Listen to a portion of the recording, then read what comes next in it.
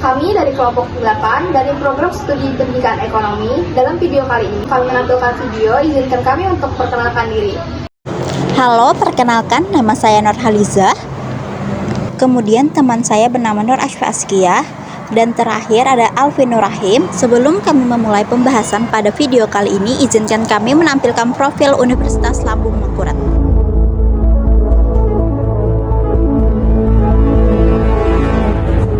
Universitas Lambung Mangkurat merupakan universitas tertua dan terbaik di Kalimantan dengan akreditasi A menurut Badan Akreditasi Nasional Perguruan Tinggi tahun 2019 dengan mahasiswa yang berasal dari berbagai daerah, dalam dan luar negeri, serta menjadi tujuan favorit mahasiswa perguruan tinggi lain sebagai mitra dalam MBKM. Sejak didirikan pada 21 September 1958,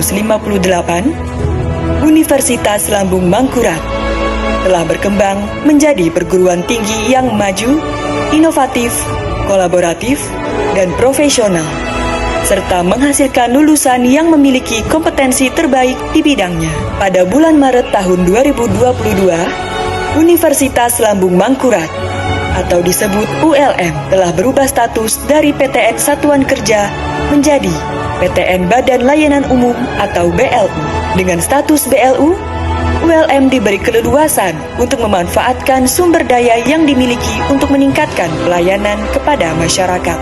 Kini, di bawah kepemimpinan Rektor Profesor Ahmad, ULM telah memiliki 1.326 dosen. 104 orang diantaranya adalah guru besar, 947 tenaga kependidikan, dan 30.298 mahasiswa aktif. Sumber daya ini tersebar di 11 fakultas, 1 program pasca sarjana, dan beberapa lembaga. Dengan visi dan misi mewujudkan ULM sebagai universitas terkemuka dan berdaya saing di bidang lahan basah, ULM terus berusaha meningkatkan sarana dan prasarana pembelajaran, penelitian, dan pengabdian kepada masyarakat, serta kegiatan pendukung lainnya yang mengarah bidang lahan basah. Universitas Lambung Mangkurat. Baik, langsung saja kita ke pembahasan pengelolaan bisnis. Pengelolaan bisnis adalah proses yang melibatkan aktivitas perencanaan, pengorganisasian, pengarahan, dan pengendalian sumber daya manusia dan sumber daya lainnya terhadap sebuah usaha atau bisnis untuk mencapai tujuan bisnis yang telah ditetapkan. Pengelolaan bisnis menekankan pada efektivitas dan efisiensi dalam mengelola dan mengembangkan bisnis. Pengelolaan bisnis meliputi beberapa fungsi. Fungsi perencanaan pengelolaan bisnis yang pertama adalah perencanaan atau planning. Berbisnis tentu membutuhkan perencanaan, baik itu rencana pemasaran, promosi, pembukuan, penjualan produk, dan lain sebagainya. Setiap perencanaan tersebut perlu dicatat dampaknya agar bisa menjadi patokan dan acuan dalam mengambil langkah berbisnis ke depannya. Selain itu, salah satu kesalahan dalam berbisnis adalah tidak membuat rencana terkait proses pembukuan saat baru memulai sebuah usaha. Padahal, proses tersebut penting untuk dilakukan agar mampu mengetahui data finansial bisnis secara faktual. Melalui perencanaan ini, pembisnis dapat menjalankan usahanya sesuai rencana yang telah dibuat. Dengan begitu, kita dapat melihat target dari rencana tersebut akan tercapai atau tidak, khususnya terkait pembukuan keuangan.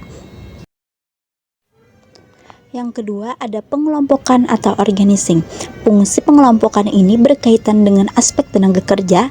Artinya, jika rencana telah dibuat, kelompok kerja perlu segera ditentukan. Pastikan setiap individu pada kelompok kerja tersebut telah memiliki porsi tanggung jawab dan kemampuan pada bidangnya masing-masing. Jika pengelompokan ini membuahkan hasil, maka peluang tujuan bisnis yang tercapai juga akan menjadi lebih tinggi. Sebaliknya, jika pengelompokan tim tidak berjalan optimal, pihak pimpinan bisnis perlu mengambil inisiatif dengan segera untuk mengubahnya agar bisnis tidak semakin berpotensi mengalami kerugian. Yang ketiga adalah pengelolaan sumber daya atau staffing.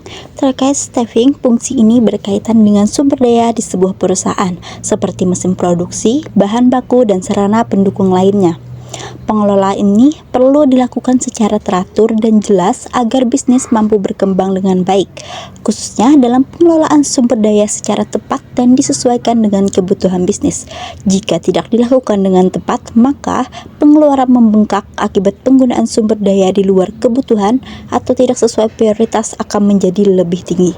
Oleh karena itu, kita harus mengelola sumber daya secara efisiensi, efektivitas.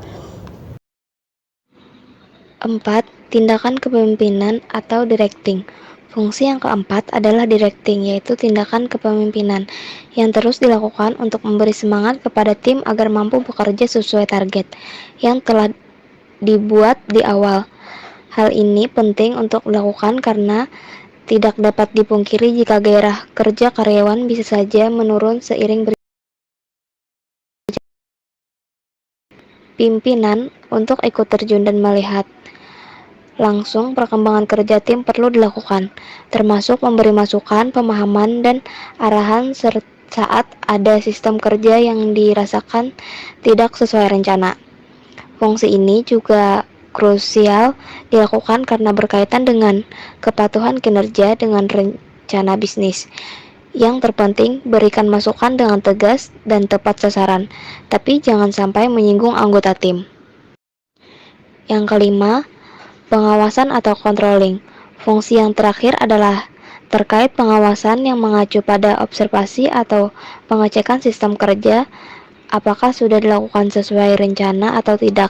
Melalui aktivitas pengawasan ini, poin penting terhadap jalannya bisnis bisa diketahui dan dapat menjadi bahan evaluasi selanjutnya, termasuk mengenai kendala atau masalah yang tadi. Tidak hanya dilakukan pihak pimpinan, ketua dari setiap kelompok juga perlu melakukan pengawasan sebab ketua tim yang mengetahui dengan pasti kondisi di setiap kelompoknya, dan pihak pimpinan hanya perlu meminta laporan yang bisa dipertanggungjawabkan ketua dari setiap kelompok. Dari kelompok tersebut, pihak pimpinan dapat mengambil kebijakan dan strategi bisnis di periode yang akan datang. Perusahaan PLN Persero adalah sebuah badan usaha milik negara atau BUMN yang menguasai semua aspek kelistrikan di Indonesia. PT PLN Persero memiliki berbagai anak perusahaan, salah satunya adalah PT PLN Gas dan Panas Bumi yang bertanggung jawab dalam bidang gas dan panas bumi. PT PLN Persero memiliki komitmen untuk memberikan pelayanan terbaik, memenuhi standar yang dapat diterima, dan menjaga konsistensi dalam penyelenggaraan perusahaan yang baik melalui penerapan tata kelola perusahaan yang baik. Seluruh kegiatan perusahaan PLN diatur dalam rangka menciptakan nilai yang maksimal bagi bangsa dan negara Indonesia, serta menjaga keterbukaan dan partisipasi bagi masyarakat dan pihak-pihak yang berkepentingan. PT PLN Persero juga memiliki visi dan misi dan tujuan yang mencakup penyediaan energi listrik kepentingan umum, pelayanan kepada pelanggan, serta menjalankan kegiatan usaha yang berwawasan lingkungan. Pengolahan bisnis PT PLN Persero meliputi berbagai aspek, termasuk perencanaan keberlangsungan bisnis, strategi evaluasi, dan pengembangan sistem teknologi informasi.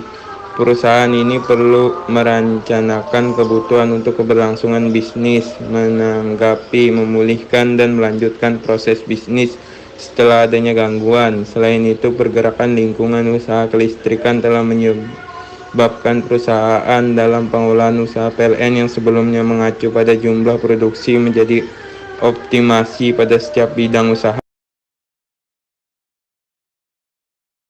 Selain itu, PLN juga memiliki aktivitas bisnis yang meliputi produksi dan distribusi listrik untuk kebutuhan negara. Dalam menjalankan bisnisnya, PLN bertekad bekerja dengan semangat untuk selalu menghasilkan produk dan pelayanan terbaik, serta memerlukan pelanggan, mitra usaha, dan pemasok dengan adil tanpa membeda-bedakannya. Itu, PLN juga menjalani kinerja sama dengan pihak eksternal seperti Transparency International nasional Indonesia untuk menjamin integritas dan transparansi bisnis dalam menjalankan sistem manajemen anti penyuapan atau SMAP di perusahaan PLN. Pengelolaan bisnis perusahaan PLN Persero mengacu pada optimasi pada setiap bidang usaha, termasuk dalam pemanfaatan tenaga listrik secara maksimal. Perubahan lingkungan usaha kelistrikan telah menyebabkan pergeseran pengelolaan usaha yang sebelumnya mengacu pada jumlah produksi atau economic of scale menjadi optimasi pada setiap bidang usaha. Evaluasi strategi juga dilakukan untuk menganalisis visi, misi, dan tujuan perusahaan serta faktor-faktor lingkungan internal dan eksternal perusahaan yang mempengaruhi berbagai strategi yang telah diambil perusahaan serta memprediksi faktor-faktor internal dan eksternal perubahan yang mempengaruhi kegiatan bisnis yang dijalankan perusahaan. Sebagai perusahaan listrik negara, PT PLN Persero memiliki peranan yang sangat penting dalam perekonomian dan kelangsungan hidup masyarakat. Kegiatan usaha yang dijalankan PLN berupa penyediaan tenaga listrik bagi kepentingan umum dalam arti yang luas-luasnya, yang meliputi produksi, penyaluran, dan mekanisme pembayaran subsidi listrik, mengacu pada Peraturan Menteri Keuangan RI Nomor 174 PMK 02/2019 tentang cara penyediaan.